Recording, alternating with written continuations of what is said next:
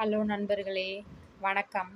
ஒரு முறை ஒரு பறவை தேனியிடம் தொடர்ச்சியான கடின உழைப்புக்குப் பிறகு நீ தேனை தயாரிக்கிறாய் என்று கேட்டது. ஆனால் ஒரு மனிதன் தேனை திருடுகிறான். உனக்கு வருத்தமாக இல்லையா? அப்போது தேனீ பதிலளித்தது, ஒருபோதும் நான் வருந்தியதில்லை. ஏனென்றால் மனிதன் என் தேனை மட்டுமே திருட முடியும், தேன் தயாரிக்கும் கலையை அல்ல. புரியுதுங்களா? நம்மளோட உழைப்பை தான் திருட முடியுமே ஒழிய நம்மளை உழைக்க விடாமலாம் பண்ண முடியாது. அது மாதிரி சொல்லுது. தேனை திருடலாம், ஆனால் தன்னம்பிக்கையை அல்ல. மலையரசன் கிராமம்.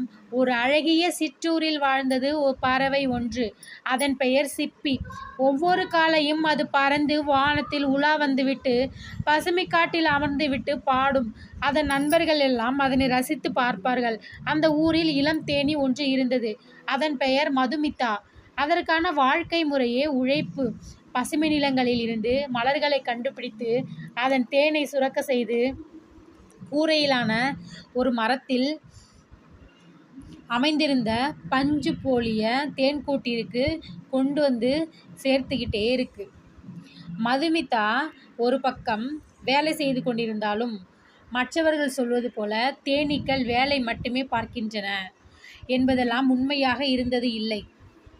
கனவுகள் இருந்தது, ஆனாலும் அவையெல்லாம் அவள் மீது இருந்த சமூகத்திலிருந்து அடக்கப்பட்டு வந்தது.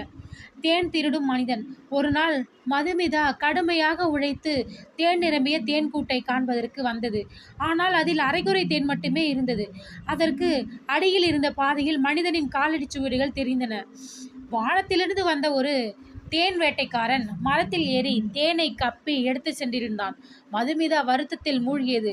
நான் கடுமையாக உழைத்தேன், ஆனால் முடிவில் அது வேறு ஒருவர் கைப்பற்றி விட்டதே என்று அந்தந்த தருணத்தில் அவள் துக்கமாக இருந்தாலும் அதே நேரத்தில் சிப்பி அந்த பக்கமாக வந்தது. சிப்பியின் கேள்வி.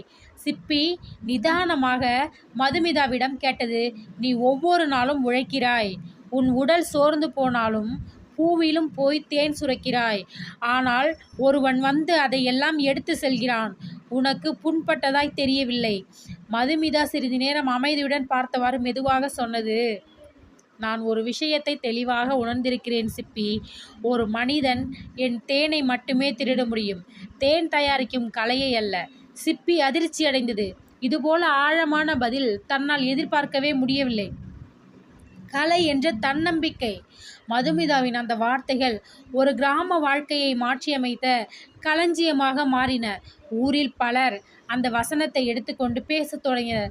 யாராவது தங்கள் உழைப்பின் பயனை இழந்துவிட்டால் அவர்கள், உன் உழைப்பை மட்டும்தானே எடுத்தார்கள், உன் திறமையை அல்ல என்று ஒருவருக்கொருவர் சொல்வது வழக்கமாகிவிட்டது. இந்த கதையை எல்லாம் கேட்டுக்கொண்டிருந்த ஒரு சிறுவன் இருந்தான்.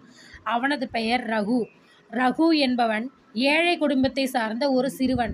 அவனது தந்தை சாலையின் பக்கத்தில் பழங்கள் விற்று வந்தார். பள்ளிக்கு செல்வதற்கும் முன் ரகு ஒவ்வொரு நாளும் காலை 6 மணிக்கு எழுந்து தந்தையின் உதவி செய்வான். பிறகு பள்ளிக்கு சென்று மாலை மீண்டும் வீடு திரும்புகிறான். வீடு வந்து திரும்பவும் தந்தைக்கு உதவி செய்கிறான். ரகுவின் ஒரே கனவு ஒரு நாள் மெக்கானிக்கல் இன்ஜினியராகி தொழில் உருவாக்க வேண்டும். ஆனால் தந்தையின் பசுமை இல்லா முகம் அவனுக்கு தடையாய் இருந்தது. நம்ம அளவுக்கு அவ்வளவு கனவுகள் தேவையா என்று தந்தை சொல்வது ரகுவின் மனதை புண்படுத்தும். அதுவும் ஒரு நாள் ரகுவின் பரீட்சை புத்தகங்களை அவரது சக மாணவர்கள் திருடி அழித்து விட்டனர். ரகு அழத் தொடங்கினான். அப்போது அவருடைய ஆசிரியர் ஒரு புத்தகம் எடுத்து கொடுத்தார். அந்த புத்தகத்தின் முதல் பக்கம், ஒரு மனிதர் உங்கள் முயற்சியின் பயனை எடுத்துக்கொள்ளலாம், ஆனால் முயற்சியின் சக்தியை எடுத்துக்கொள்ள முடியாது. அந்த வரிகள் ரகுவின் வாழ்க்கையில் புரட்சியாக அமைந்தன. தேனி தன்னம்பிக்கையின் சின்னம். மதுமிதா என்ற தேனி ஒரே ஒரு தேன்கூட்டியின் அடிப்படையில் வாழ்ந்திருந்தாலும் அதன் மனதில் நிலைத்திருந்தது, நான் ஒரு தேனி மட்டுமல்ல, ஒரு களஞ்சியம் தான். அந்த தேன் வேட்டைக்காரன் மறுநாள் மீண்டும் வந்தான். ஆனால் டைஸ்மால் அவர் பார்த்தது ஒரு வித்தியாசமான காட்சி. மதுமிதா 100க்கும் மேற்பட்ட தேன்கூட்டுகளுக்கு வழிகாட்டி செய்து கொண்டிருந்தது. மற்ற தேனீக்களையும் ஒரே நேரத்தில் சேர்த்து ஒரே நாளில் பல மடங்கு தேனை உருவாக்கியிருந்தது. வேட்டைக்காரனின் கண்கள் விழித்தன. அவன் நினைத்தான், நான் எவ்வளவுதான் இந்த தேனை எடுக்கிறேன் எனினும் இவளின் அசாதாரண உழைப்பை மட்டும் என்னால் திருட முடியவில்லையே அப்படின்னு நினைக்கிறான். கலைக்கு எதிரி இல்லை. தேனீயின் கதை ஊர் முழுக்க பரவியது. மக்கள் இப்போதே ஒரு விசுவாசத்துடன் வாழத் தொடங்கினர். நம் திறமையை எவரும் கொல்ல முடியாது என்ற நம்பிக்கை அனைவருக்குள்ளும் பதிந்துவிட்டது. ரகு என்ஜினியரிங் காலேஜில் சேர்ந்தான். ஏராளமான தடைகள் இருந்தாலும் அவன் எப்போதும் இந்த பயணத்தின் பின்வரிசையில் இருந்த வரிகளை ஞாபகம் வைத்து கொண்டான். என் நோக்கத்தை நிஜமாக்க முடியாமல் அவர்கள் என்னை தடுக்க முயற்சி செய்யலாம், ஆனால் என் நம்பிக்கையை கொல்ல முடியாது.